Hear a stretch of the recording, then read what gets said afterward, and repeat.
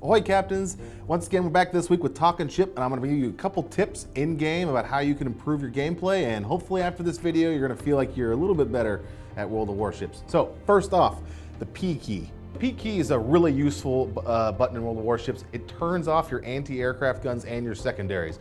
As a destroyer guy, I don't want any of my guns firing to let my enemy know where I'm at. So I almost always disable those unless there's an annoying fighter on top of me. So don't forget the P key is very useful for toggling, especially if you're trying to be stealthy.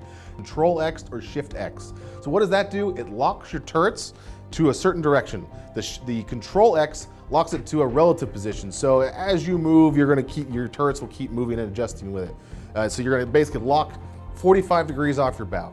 The Shift X is the absolute ones. I'm gonna point at that spot, and that's the only place I'm gonna point. So as my ship moves, my turrets are gonna compensate by still pointing at that one position.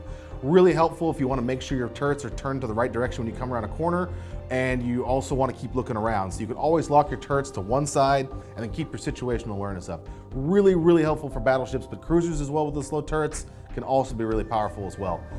Next, of course, we're talking about X key with Shift X to Control X. Just tapping the X key when you're looking at the ships will actually cycle through them as targets. And why is that important? Well, our system is compensating for the speed and the distance to that ship. So if you have the wrong ship targeted, you may actually have your shells go in a direction you're not expecting.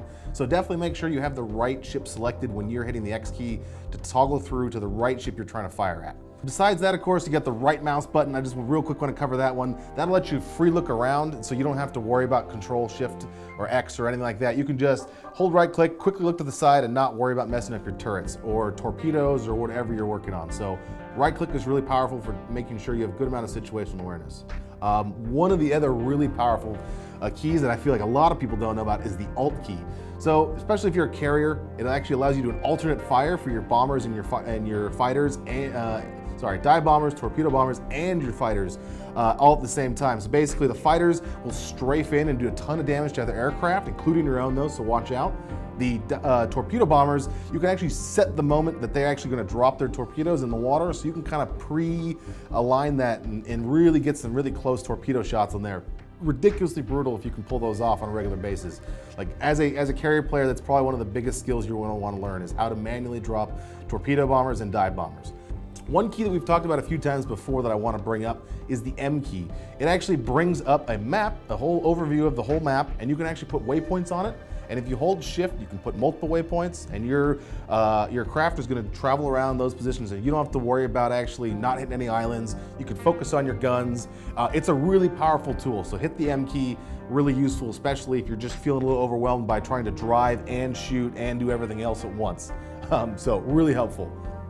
That's what I got for you today, guys. I have a whole bunch of more tips for you next week, but hopefully this week you learned something. Let me know if you have any tips that you think I missed that you want to know about or you want to share with the rest of the community.